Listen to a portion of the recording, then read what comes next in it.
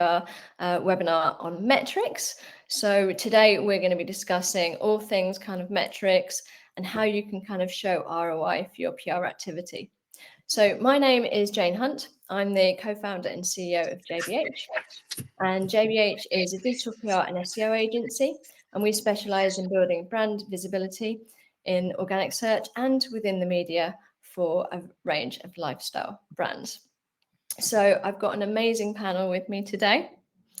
And they're going to be sharing their insight, their knowledge, their experience, and advice on how you can kind of master these PR metrics and show the value, and also talk about any kind of commercial value that we might be able to showcase too as part of reporting. So I'm going to I'll do quick introductions, and then I'll let everyone kind of introduce themselves and tell you a bit more about their role. So I have got Steph Bridgman with me, who is a PR kind of metrics mastermind, and she's also on the AMEC board. I've got Stella, who is the director of Coverage Book, the PR reporting tool. And I've also got Lauren, who is the performance and strategy lead at JBH. So do you all want to kind of go around and tell everyone a little bit more about your roles and what you do on a daily basis? Yeah, shall I go ahead and start because you introduced perfect. me first? Thank you. Thanks for having me. I'm Steph Bridgman. I run my own consultancy called Experienced Media Analyst, but as you mentioned, I'm also on the AMEC board. I've been on the AMEC board for, I think, about 3 years now, but I've been in the PR measurement industry for 25 years. One of the things I'm really keen on the AMEC side of things is about education and skills, and I know that's something I share a lot with Stella on.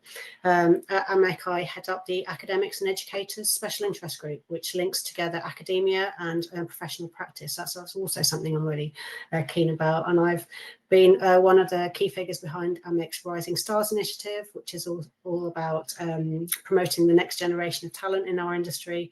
And I'm also very much involved in AMEC's educational resources, such as the foundation course in measurement and evaluation, which has been taken by over, I think, 1,000 people in the industry on a global basis. It's something I'm really proud of.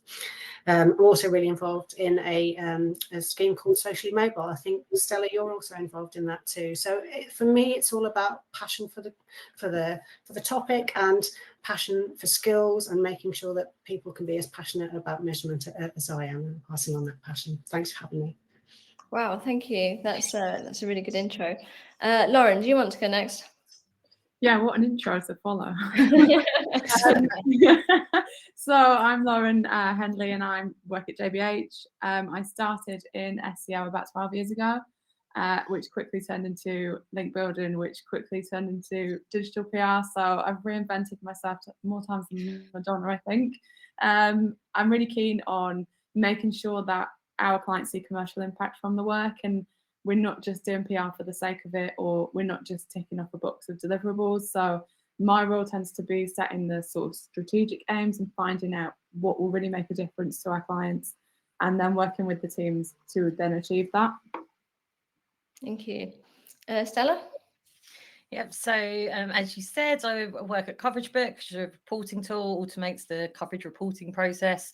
But previous to Coverage Book, I began working in PR agencies in 2003. So hit my 20 years in the PR industry, and moved through different consumer PR agencies, then went to a digital marketing agency. So kind of similar backgrounds to you, but rather than starting with SEO, I started with PR and then started to learn about SEO, and then that was the big spark of interest of, wow, this is amazing measurement. We can actually get to a financial figure by doing PR. So I wanted to, since that moment, even though I was just working with my clients, I was thinking how to get this information and light bulb moment back to the PR industry. So Coverage Book was actually born within that agency and has now been going for around 9 years. So work within the tool, but as Steph has already said, involved with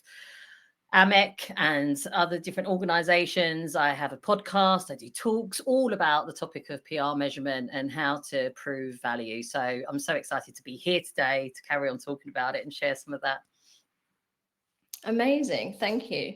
So, so I think, it'd be useful if I gave a bit of context as to kind of why we're here in the first place. So JBH ran a survey with PR Week, asking PR professionals how they felt about the industry, how they were kind of tackling challenges, what KPIs they were looking at, a wide range of questions really related to kind of their day-to-day activity. And one of the things we found from the survey was that 35% of PRs are under more pressure to show ROI in their roles. So we thought we'd have a webinar to discuss this, to discuss kind of what that pressure might look like and how we can help PRs kind of overcome that as much as possible. We'll probably do kind of 40 minutes of kind of talking about this and maybe kind of 10 minutes for questions at the end. So if you have any questions, feel free to put them in the chat function or in the questions section. And we are also running a poll because we'd like to find out about your opinions and how you feel about kind of metrics at the moment. So please kind of get involved in the poll too. And we will look at the findings or look at the poll and the results at the end. So let's kind of kick off by talking about that pressure and how that's manifesting, I guess, and what kind of your take is on whether you're seeing that pressure, how it's manifesting, and what you might be trying to do about it in your roles to help those that you're working with. Should we start with you, Steph? Do you want to kind of give your thoughts on that pressure and whether you've seen that firsthand? Yeah, well, I mean, the pressure's always been there. I mean, we're facing tough economic times at the moment. Maybe that pressure's ramping up a bit, but I think it's always been there. It's interesting, I suppose, having been in the industry for quite a while, to see the maturity with which leaders are expecting to see more data and more evidence of success. And I think one of the key things that I think is interesting, really, I suppose, is the fact that our reporting has traditionally perhaps focused a little bit too much on let's call them outputs. That could be volumes, it could be reach, and so on. But actually, as a PR agency or a PR practitioner, when you sell your vision to the client, you're not really selling them outputs. You're selling them outcomes and impact of work. And so I think there's potentially been a disconnect in the past, really, in that you're selling a vision to your client on one thing, but you might have been reporting based on another thing. And it's about encouraging practitioners to seek out those metrics that speak to those outcomes more so that you can begin to report on that vision that you originally sold to your client or your boss in the first place, rather than reverting back to what we always used to do 20 years ago. So I think that's one of my key things at the moment. It's probably similar kind of pressure as ever before, increasing maturity and expectations from those who lead us, but remembering as a team to remember how you saw the vision in the first place and to report in a similar way. Definitely, yeah. And Lauren, kind of what are your thoughts on this? Have you seen this directly from our clients, and have they got any kind of changing expectations? Yeah, I think more than, especially in the last few years, we've had more questions to prove how much ROI we're bringing in or how much profit we can directly attribute to PR. And I think it's really hard as well when PR is lumped in this sort of bucket with other marketing channels like PPC, where you can directly attribute instant ROI. You can't really do that with PR in the same way. It takes a longer time. So I do think it is harder at the minute, but I also think there are better ways to show impact than what we've seen in the survey, the most popular ways. Definitely, yeah. And I'll ask about that in a minute. I mean, from an agency perspective, I know Lauren's done a lot of work on how we can kind of provide a wider range of kind of metrics in terms of our reporting. Do you want to say a little about that, Lauren? Yeah, so we've got a few different ways that we look at it, and it does come back to the client's original goal. We always try and figure out what the business aims are and tie our deliverables back to that, so we always know we can speak back to them in the language that they understand and sort of value.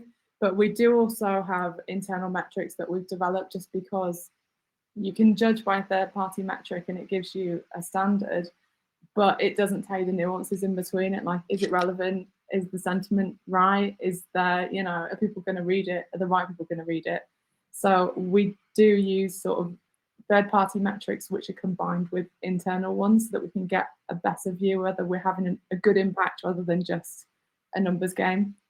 Yeah. And Stella, have you kind of witnessed this pressure at Coverage Book, and have Coverage Book kind of got anything kind of going on to help kind of PR professionals kind of overcome these challenges? Yeah, so I mean, there definitely is. I mean, Steph said it. There's always been a pressure, but we are in a challenging financial climate at the moment, and there are cuts. I think the Revoke 100 research that was released a couple of months ago said that there's been, when they interviewed 100 of the leading sort of brands PR directors, and there has been over $1 billion reduction in PR budgets. That's globally. Now, those interviews were with some of the bigger brands, but we're in touch through Coverage Book, through agencies and in-house brands of all shapes and sizes, and it is across the board. So there is definitely a financial squeeze at the moment, but it's not just PR. There is marketing as well. Other areas of marketing are also feeling that financial squeeze. So that actually kind of presents an opportunity, but also means that we do need to start thinking about how those other areas of marketing are reporting as well. So some of the metrics you just mentioned and different ways, thinking about who you're reporting to, we do need to flex at what kind of metrics we're showing. So we are talking to the marketing director as much as the PR director, or even the financial director as well. In terms of what Coverage Book are doing, we are doing a couple of things. So if a budget is cut, there's not much we can do about that. I mean, there's lots of things we can try and do to stop it being cut, which I'm sure this whole webinar is going to cover. We're going to get onto the metrics and how to secure your place. But if it has been cut, the best thing you can next do is look after the budgets that you do have. So we try and help our customers understand the time that they can save through automation of using tech along the whole PR workflow, not just in reporting. I think there's still, in PR in comparison to other areas of marketing, there's still a lot of do-it-yourself tasks going on in the workflow in comparison to, you know, paid teams and SEO teams are completely automated with a lot of the work that they do, and they save a lot of time through that. And that time is money. That is the fee that you're being given, and you can bank that or use your time better. So we do always try and do that. But what we do, going back to the point of securing your place and not letting your budget be cut, is all about what we've talked about already, just really proving those outcomes. So something that we're working on at the moment, can't say too much about it, but there's some customers that are involved.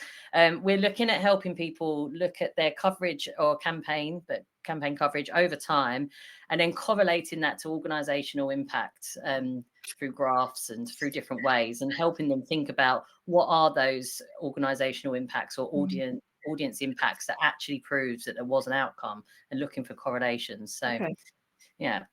Does that involve kind of joining kind of PR activity up with what's going on in wider marketing activity, what's going on other channels, or is that just tying kind of PR to kind of, you know, brand object or business objectives? Yeah, it's to do, there's the latter, brand objectives, business objectives, understanding what matters to them. As I said, it is correlating rather than causation, which is always the thing. We always know that it can never directly, it's really challenging to directly say that was definitely PR and nothing else. But if you can find those patterns, it starts to tell a really good story. And that's what it's about, telling your story of results. That sounds really interesting, and I'd love to kind of see the results of this when it gets launched. Steph, kind of, we've discussed kind of the pressure and reporting. Do you think that PRs have the skills required currently to be able to report on things kind of fully or holistically? What are your thoughts on kind of where we're at in terms of reporting? Yeah, I mean, there's been a host of studies done about the sort of that sort of typical stereotype that PR people like words and perhaps they don't like numbers. And I remember, Stella, when we were at the AMEC Summit in Miami in June, Coverage Book published some fascinating research into the high volume of or proportion of practitioners that don't necessarily understand the metrics that they're presenting and perhaps haven't got the confidence behind those metrics. So I think we need to just kind of get away from those stereotypes, really. People default to this kind of, I don't like maths if I work in PR kind of conversation, but it's not necessarily the case. I mean, I'm an art history graduate, but here I have been in analytics world for all this time, and one doesn't expect that one's going to follow this particular path. We've all got that ability to switch our brain over from the left hand side to the right hand side, and I think that it's so fascinating. I'm really excited to hear about the developments going on in Coverage Book about, for example, tracking data over time. I think sometimes it's about being able to work more cleverly with the data you've got and being able to do more with that. So perhaps if PR agencies are facing perhaps more project-based work rather than retained-based work, it's quite difficult, isn't it, to measure separate campaigns in it separately and then sort of find some patterns or some meaning across those different campaigns. But I think if agencies can really get involved with measurement and get behind it and put a bit of investment into it, the ability to track various campaigns over time across different clients, across different campaigns from an agency, can build this kind of depository of data so that one can begin to look at to understand what good looks like. So I think some of those skills are really about sort of processes and organization and consistency. It's not necessarily about being a whiz kid in Excel, not necessarily about doing cool things with multiple data sources, but it's just about understanding what you've got as a baseline across your agency and what you can then compare different clients against to be able to give you that sort of better level of intelligence within the agency to just sort of move forward and set yourself pressing KPIs and potentially go and delight your clients by overachieving on those KPIs. So I think those are the kinds of skills that are perhaps missing, is that kind of confidence and the ability to look perhaps on a longer term to be able to unpick what those impacts are. And this might be a big question and quite hard to answer, but have you got any advice for people who maybe struggle with where they might start in terms of kind of looking at a wider range of data, and maybe not just focusing on kind of comparisons between kind of current clients? Is there anywhere else they can start by, introducing kind of new data sources or? Yeah, I mean, we're kind of actually overloaded with data. I think our challenge now is to be able to understand which of the data points are the most useful to highlight to our clients. It's not just about, for example, tracking and coverage metrics. That's just one part of the story. I know part of the responses to your survey and in your report did demonstrate a lot of respondents looking at things like Google Analytics and digital information from web performance to be able to assess impact. It's about actually looking beyond that in terms of how people are searching online. Google search is a really fascinating source for insight. So it's about kind of bringing all of these different data sources together. Some of them are perhaps less expensive than others to gather, and so it's about thinking cleverly as to how much time and resource you've got available as a PR practitioner to gather some of these data points. But then more importantly, I think putting that data into context. And I think, Stella, there's another, I do love Coverage Book. I'm not paid by Coverage Book. I do love some of the tools at Coverage Book, and I think you've introduced a new feature recently, which is sort of slide which allows you to put context in. And I think that's also really key is to be able to, if you've got a certain number of articles, links, engagements, or so on, to be able to add that. So what's the context? Is this twice as much as before? Is this particularly good given that there was another big story in the news that day? So it's about building in the ability to add that context that really brings that information to life. Definitely, yes. And that kind of leads me on to my next question, which is about metrics. So as part of our survey with PR Week, we asked respondents kind of which metrics they use to measure the impact of their PR campaigns. And the most popular answer by far was volume of coverage, with almost 3/4 of respondents citing that this was their kind of top PR measurement, followed by reach and engagement. And almost 2 in 5 use share of voice as their primary measurement metric too. So what are your thoughts on the most popular KPI or metric, which was kind of volume of coverage? And yeah, what are your thoughts? Who would like to kick off with this one? I don't mind going first. Yeah, you'd think that, I mean, I actually think volume of coverage alone, what does that say? Not much. However, it's useful when I've already mentioned, if you're looking over time and then comparing peaks or highlights of that coverage and comparing it to some other activity. So if there's some kind of impact on audience, did brand searches or product searches go up around the time of your peak pieces of coverage at a time, or did something else happen in the organization? So volume is brilliant if you've got some dates with it and you can compare it to other activity. Can I comment on the other ones as well? You're welcome to comment on them too. I was going. Reach is, again, I just find it's absolutely meaningless. It doesn't say anything at all, especially if it's which often it is, the total traffic of a publisher site. Doesn't say anything about the coverage or the people that might have read it and what kind of action they might have taken. So I don't know, it's hard. It's useful if it's in context. So like if you're trying to see how many engagements that article had or how many people may have seen that article and then give context of how big the site is, then it's useful.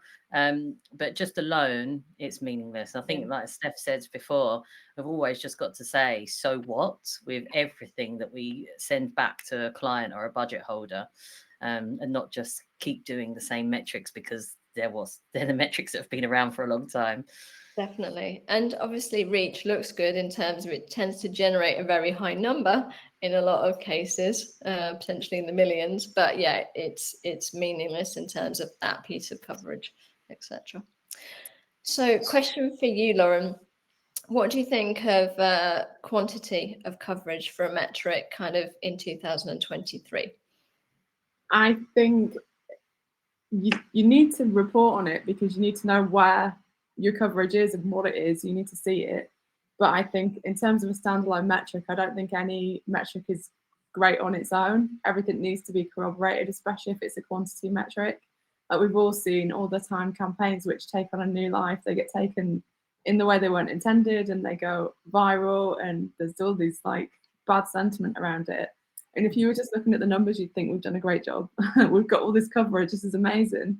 But when you dig into the sentiment of it and what it's actually achieved for the brand, it's probably detrimental. So you can't just look at one metric like volume and take it as its own thing. Question for you, Steph. What KPIs do you think PRs should be looking at right now in order to kind of showcase more value? I kind of would build on what's already been said before. It's that being able to cross-reference certain metrics against each other. So whether it be volume by sentiment or volume by media type or reach by sentiment or those kinds of things are where it gets really excited.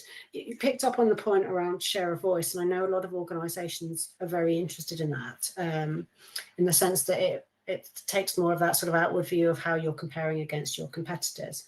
It's a metric we've provided for a lot of clients with for many years, but it comes with some challenges in that in order to provide share of voice as a metric, you have to go and find all of the content for all of your competitors, and that can sometimes be quite a complex thing.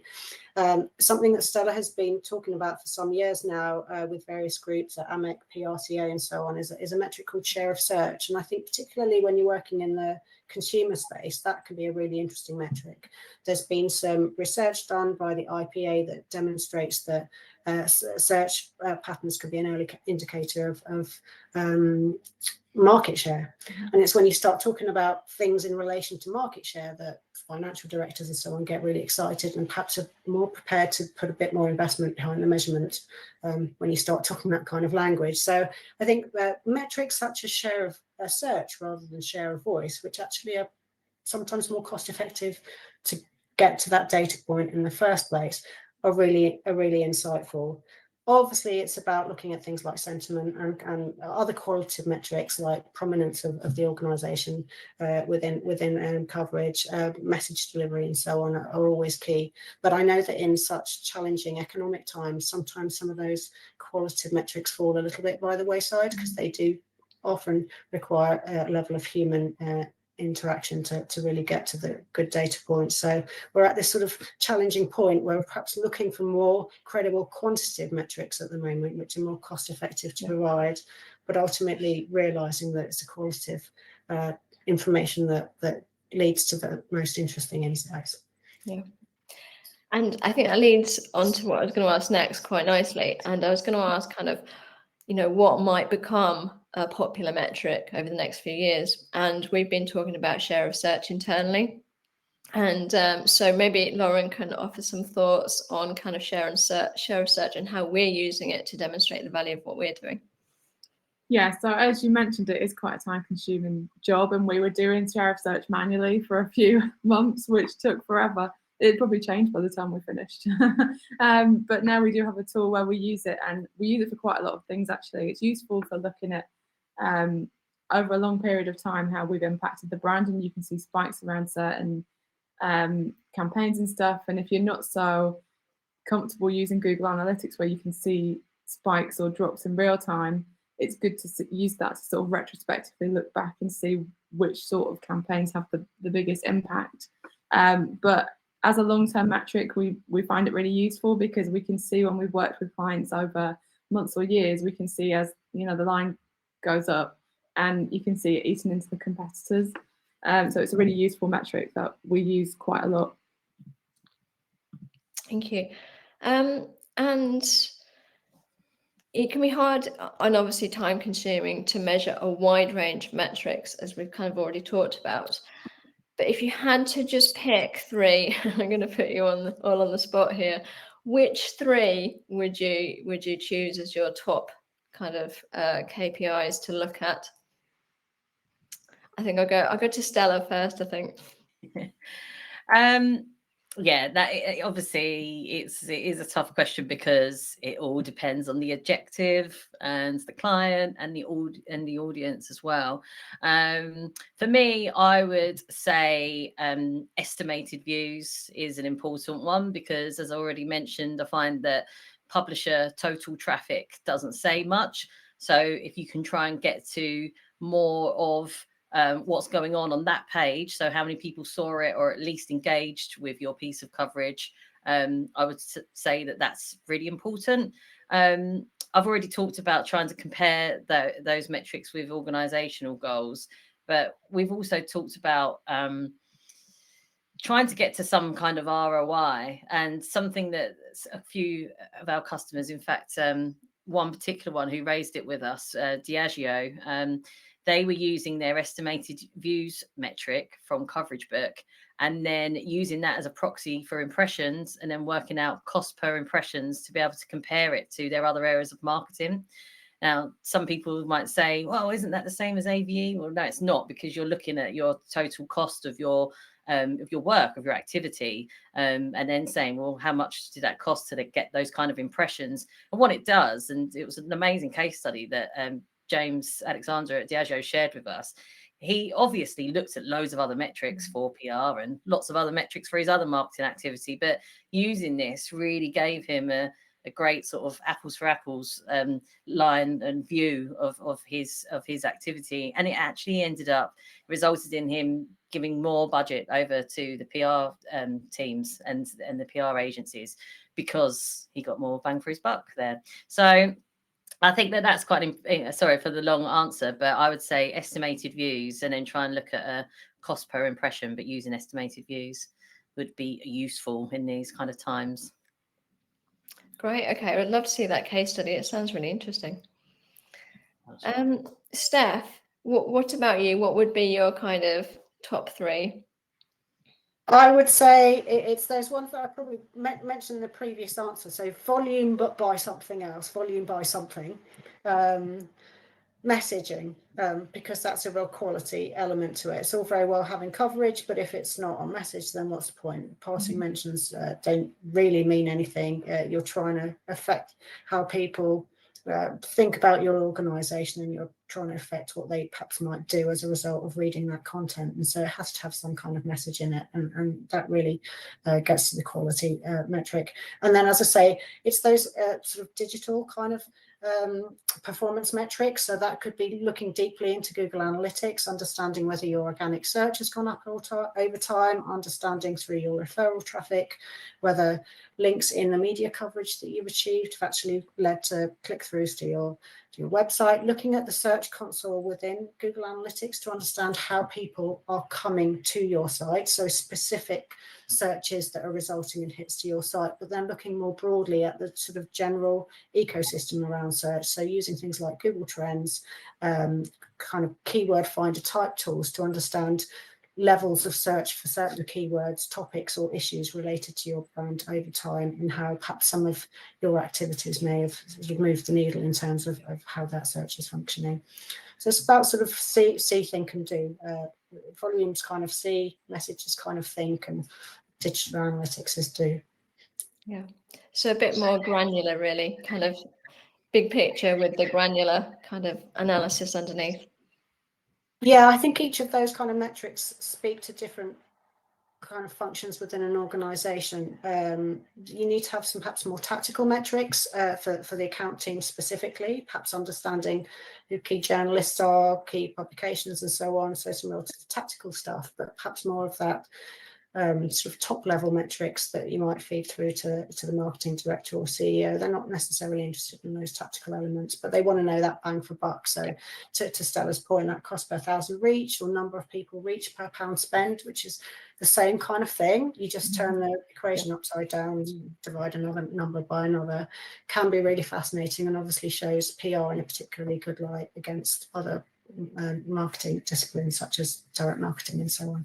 And probably more so than some paid activities too. Yeah, as an agency, we get compared a lot to obviously what's going on in paid search. So we're always under pressure to be able to kind of compare like for like, and obviously it's not like for like. So Lauren, what would be your kind of top KPIs? You've seen our reports, you know this is hard for me. We've got about 1 million in ours. But I think I'd go with share of search because it gives you a really good sort of indication of how you've increased brand awareness against your competitors. So I'd pick that one. I'd also pick relevant traffic. So if you're working on a campaign around a product, looking at the traffic that goes to that product page, did it convert? Were people interested? What people did on the website once they got there? And similarly for different campaigns, if you're running social, look at the social traffic or organic. You can break that down and have a look and find some gems. And then I think lastly, maybe controversially, I would pick volume, but it has to be KPI'd against the goals or the industry you're working with. Like if you are working on a product and you want it to go viral, that's obviously going to be a lot bigger than if you're working on a really branded piece for someone in a super serious industry. So I think, yeah, volume, but with some caveats. Perfect, thank you. So let's talk a bit about kind of being able to prove the commercial impact of PR activity. So especially kind of, this year with budgets kind of being cut and there being more pressure on PRs, what advice can you offer PRs to help them be able to showcase value and potentially commercial ROI on their activity? And I think I'll go with you, Steph. Okay, well, I suppose I've never been a PR practitioner, so this is a challenging one for me, but I suppose it's the realization that some PR activities are only ever going to feed the top of the funnel. And so that realization that you sometimes can't see direct sort of transactional occurrences as a result of earned media coverage, and to be fine with that, to realize our place within the marketing mix and to say, we feed that part, and then the other people close the deal, so to speak. So sometimes it's to be able to be confident enough in saying, well, actually, one cannot prove it direct impact from this activity. It is something to bear in mind. Back to those kind of metrics that we've had, that we've referenced before, though, it's being able to put some kind of financial figure against the output that one sees, but not doing it in the manner of something discredited in the industry, such as a AVE, advertising value equivalent. So back to Stella's point, exploring things like estimated coverage views, a really robust but realistic estimation of the number of people who saw your coverage, as opposed to those site-wide audience figures. But then being able to have that as a sort of audience sort of output, but being able to have that input, i.e. the investment that you placed in the activity in the first place, and to be able to correlate the two, is speaking to it's kind of speaking in the same language that other parts of the marketing mix are also speaking. So it's about having those kind of elements of comparability too, so that marketing directors don't have to have 50 different metrics in the back of their head and work out which ones are earned metrics, which ones are paid metrics, and so on. But having a sort of consistency of metrics across the marketing mix, so that the different parts of marketing can be compared against each other. It's traditionally, one finds that the outcomes, so to speak, of PR investment are generally much stronger than outcomes for some other parts of investment in the marketing mix. So just having the confidence to do these calculations, to be able to demonstrate that, so you probably get as best bang for your buck as you can by investing in PR. And I think some of the trends are showing that there has been a reduction in paid spend towards earned and so on. But just to have confidence in getting those metrics together, and then to be able to shout about it as well. I think confidence is a really good point. And my next question was going to be about how PRs can best showcase campaign activity and the value of that activity to CFOs and the board. Have you got any specific advice on how best to do that, Stella? Yeah, I actually interviewed a CFO for my podcast just about 2 weeks ago, and it was fascinating. He's been a CFO for marketing and PR agencies for the last 30 years. So I was able to get the direct information from him, and I asked him about ROI, because you'd think that that's exactly what they would want to see, a return on that money being spent on a PR agency. But he was he has been doing this job for 30 years, and he was quite well aware that is very difficult in earned media. But so his advice was just really understands the challenges of that organization and the budget holder. And I think that's the important thing in PR, is that often we're just going straight to the PR director, but they're having to prove themselves above to the marketing director and to an FD or a CFO. So something that I think is really important is that even if your PR director has set some KPIs, asked for particular metrics, go beyond that as well.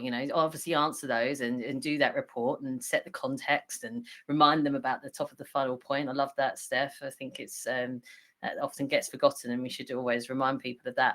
But I think it's a good idea to put the time in to adapt that report for an FD, and strip away some of the PR metrics that would be absolutely meaningless if it got forwarded on, because if they're presented with something that's just got ginormous reach numbers in, you're not going to be very well respected. And PR reports do get forwarded probably more so than other areas of marketing, because people like to show off that they're in some industry press. So just be aware of who the report readers are, and put that time in to adapt it, and ask, if this gets forwarded on, can we send this version instead, or can I send this stat? Because you will need to change it. PR metrics, really only, the traditional PR metrics that we've talked about that came up in your research, are really only for that PR director. Nobody else in that business cares. Nobody cares about reach. You might get a CEO who might recognize the industry title and might go, oh, I like my name there. But it's not going to make any difference to the business. So you've got to think about those other metrics that we've talked about, whether it's cost per 1,000 impressions or another type of ROI. If you can see any direct sales, it is often unlikely because we are further down that line of intent. But any of the other ones that we've mentioned, put that at the top for the marketing director or the FD. Adapt your reports. Yeah. And there are more. Sorry, go on, there are more indirect ways also of kind of getting the attention of that financial director, aren't there? Imagine if you're, say, a consumer brand and you get a lot of calls to a helpline, but then you put out some really great content either on social or on your website that answers the questions that would otherwise cause people to call your helpline. So by creating content, you can stop people from calling your helpline, which means that you can cut costs on your helpline. So it's things like that can sometimes you can put a financial value against activities, sort of money saved or money that didn't have to otherwise be invested, that can really grab the attention. And these things are sort of still directly attributable to the activities that you might be doing as a PR person. So it's just about thinking about it in a different way. Definitely.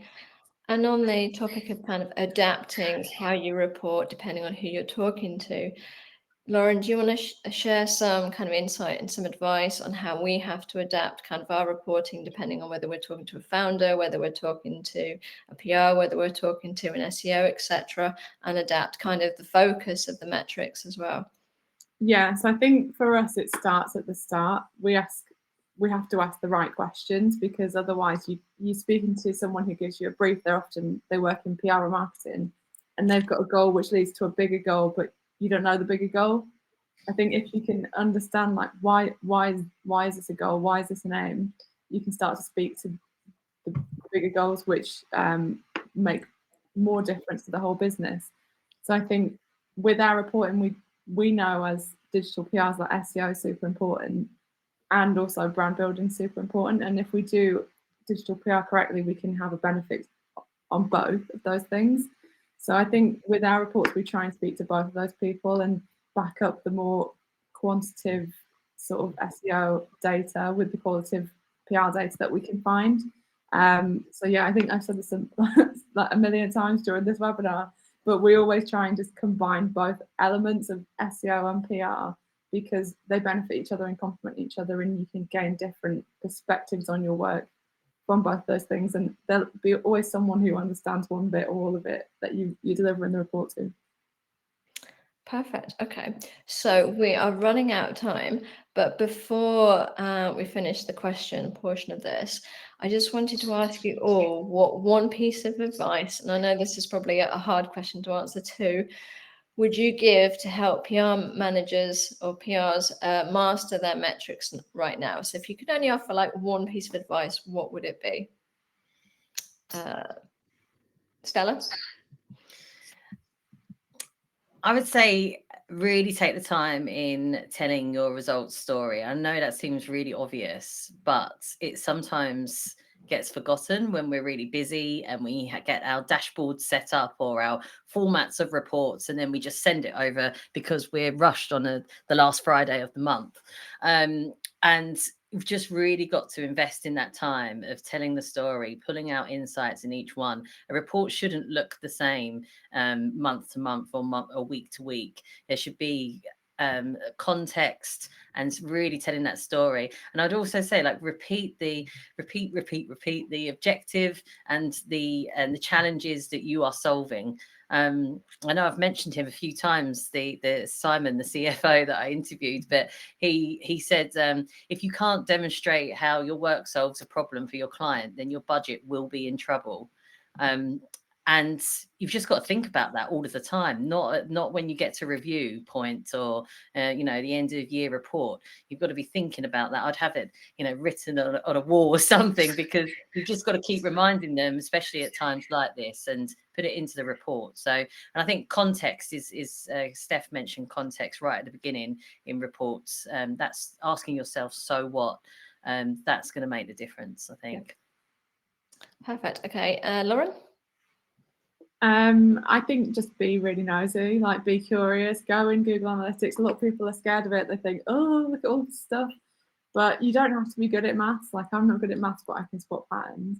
There's all different kinds of people, and everyone will take something different from it. So I think go in there and just have a look, learn how to use it, and take what you can from it, because even if you can't attribute anything positive, you can maybe see a downturn and you can be proactive, which is really important. You don't want a client to come to you and say, what's happening? You want to be proactive. So I think the more time you can spend being curious, being nosy, the better. Lovely. And Steph? Yeah, just building on from that, about curiosity, about asking the right questions and so on. It's always having sort of that little monkey on your shoulder, actually at the planning stage, by always saying, well, what does success look like? If you can't define what success looks like at the beginning, so, I think that's where you should be defining success. It makes it actually much easier to then measure the success at the end, because you've decided and agreed with your stakeholders what success looks like. So just always having this little, I call it a measurement monkey on your shoulder, saying what does success look like, and keep reminding yourself of that at the beginning, the middle, and the end, and keep doing it over and over. Annoying child syndrome. Yeah. Why? Curious. What does this mean? So what? So it's all about questions. Perfect. Okay, I think that's a really nice way to end. I think just to ask lots of questions and to be curious, and to maybe not put too much pressure on yourself, to obviously be able to understand all the metrics, and maybe just start by focusing on a few kind of that most important to, obviously PR objectives, but also wider business objectives too. So let's take a look at the poll that we set up. So the question for the poll was, what metrics are most important to you to measure ROI? And the most popular answer was media coverage, nearly 60%, followed by backlinks and then organic traffic, with brand mentions coming in at the end. So that's interesting. So hopefully this webinar has kind of given everyone some ideas on what else they can be looking at.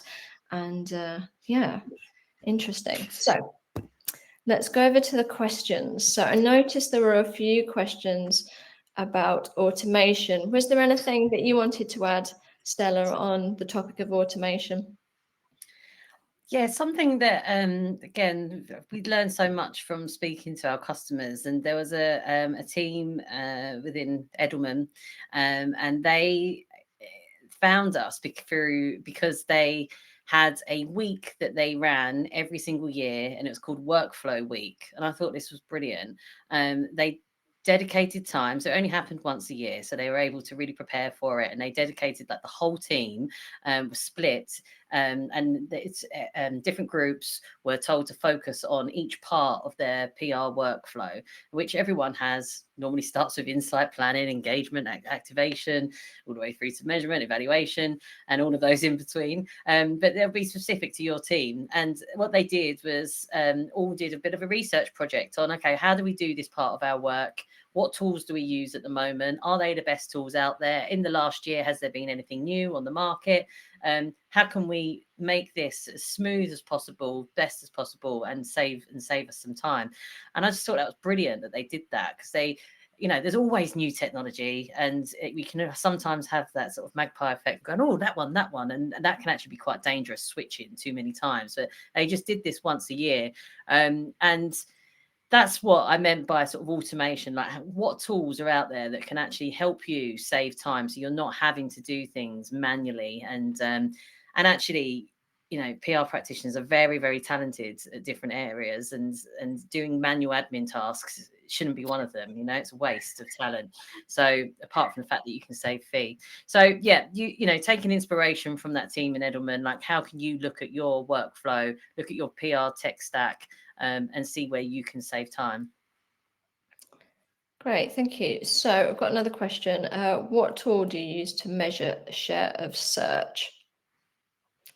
Steph or Lauren, do you want to take this? Well, we used to do it manually, and the way we do that is by using like Google Trends or Ahrefs and taking the search volume. But the only issue with that is you could miss out on a lot of branded terms, because there's going to be so many that you can't always find them all. So now we use a paid tool, which is called My Telescope, and that gobbles up all of the Google data and spits it out at you, so you don't have to go through and manually mine it all. Perfect. Did you want to add to that, Steph? No, that's just a really great tip. I mean, the key, one of the hardest things when you're doing share of search actually is you've got to sort of define a bit like when you're doing share of voice.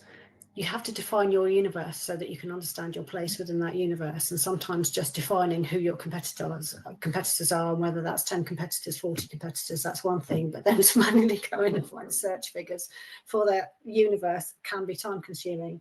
And I use some tools where you can save those searches. So once you've done it the first time, you can just run them again. But thank you for that tip. I'm going to go and look that one up as well, because anything that could be automated makes your business more profitable. So that's great. And then we've got one more question here. Do you have any advice on share of voice reporting? So it says, I got very different share of voice estimates from 2 different major agencies, and it was really hard to work out how to improve. Hang on, let me just press read. How to improve on the reliability of the data. That's because you need to know what data is going in to get the result. And to that point earlier that I made, if you're doing share of voice, you need to go and find your content for all of your competitors, for example. So it's understanding the definitions of the data and then the methods of data collection to be able to then see whether perhaps 2 data points from 2 different providers are actually collected and calculated in the same way. You'll probably find that they're different, and that's why you're perplexed as to the results. So to Stella's point about not changing your providers too often, that's something to always bear in mind, is that all data points from most providers come from similar, but sometimes work different ways, and perhaps formatted or described in a different way. So it's really about asking awkward questions about what these metrics mean and how the data got there, and being curious about what led to this number, to really understand what it means to be able to gain credibility from the answers that are coming back, and to be able to confidently question. There's so many, 25 years in the industry, and I go to every meeting with a sort of wealth of prepared answers in case anybody asks me a difficult question about the data. And actually, over time, it rarely happens, and so I slightly over prepare for things in the worry that someone's going to ask me a difficult question, but they never do. So please put some difficult questions to us, because it's good. It helps to challenge us too. So we've got, I'll do one more client and then we must wrap up, because I don't want to go over the hour. But how do you convince your client to move away from a link volume target KPI alone? Lauren, do you want to take this one? I think the answer is you can't always do that. I think people like their link volume, and for whatever reason, we always end up seeming to need it because people want to know what they're going to get. People don't just want to buy hours or time or deliverables. They want to have some sort of tangible target. I think to sort of slowly move people away from it, you can introduce different targets based on what they are really keen on seeing. So you're not just being KPI'd on outcomes, but you're also being KPI'd on the impact. So yeah, it is a hard one, and it's one that people don't really want to let go of. But there are ways to slowly, I think, reduce the reliance on it. Cool. And that, that might be the addition of additional metrics as well, to take the focus away from just the primary one, I guess. Perfect. Okay, so I think we're going to wrap up. So I just want to say massive thanks to our panelists today. It's been really insightful, and I hope everyone has enjoyed it and taken away lots of insight from it. So thank you again. Thanks for joining us, and please join us for our next webinar, which is in October, and that is about future-proofing your brand with top-rated PR metrics. So I believe Greta is going to drop a link to register for that in the comments below. If not, it will come around on the mailing list, etc. So thanks again for joining us. I hope you've all enjoyed it and learned something, and we will see you at the next one soon. Thank you very much, everyone. Bye. Bye.